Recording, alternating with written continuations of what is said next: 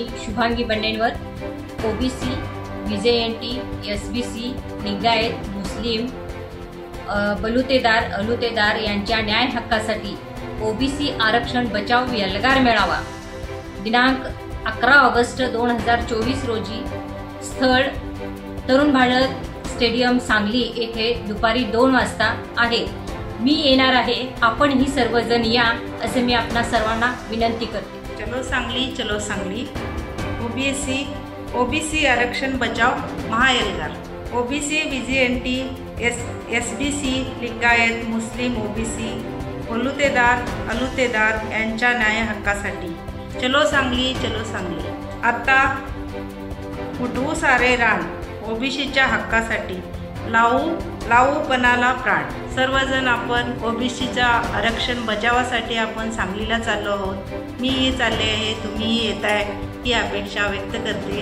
तुम्ही सर्व मोठ्या संख्येने सर्वजण आपण सांगलीला जाऊ। मी डॉक्टर सौ ममता तेली।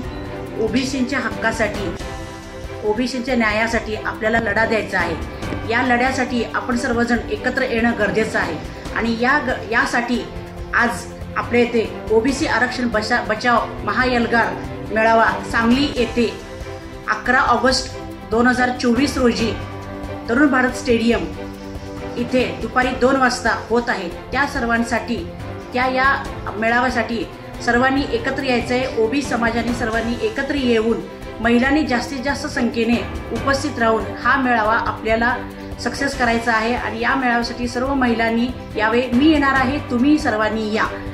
ओबीसीच्या न्याय हक्कासाठी, आरक्षणाच्या संरक्षणासाठी चलो सांगली, चलो सांगली। मी सौ तेजस्विनी बजरंग हनमाने आज सर्व सांगलीकरांना जत तालुक्यातून एक आव्हान करते।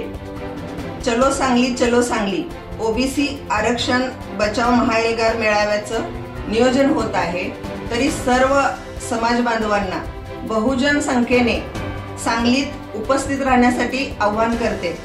आपल्या न्याय हक्कासाठी प्रस्थापित व्यवस्थेने आपल्यावर आजपर्यंत जो अन्याय केलेला आहे तो अन्याय दूर होण्यासाठी आपल्या मुलांना शैक्षणिक, राजकीय सर्व क्षेत्रात जास्तीत जास्त आपली आर्थिक उन्नती व्हावी यासाठी आरक्षण मिळावं, आपलं आहे ते आरक्षण व्यवस्थित टिकून राहावं आणि आपले सर्व ओबीसी नेते मोठ्या संख्येने उपस्थित राहणार आहेत।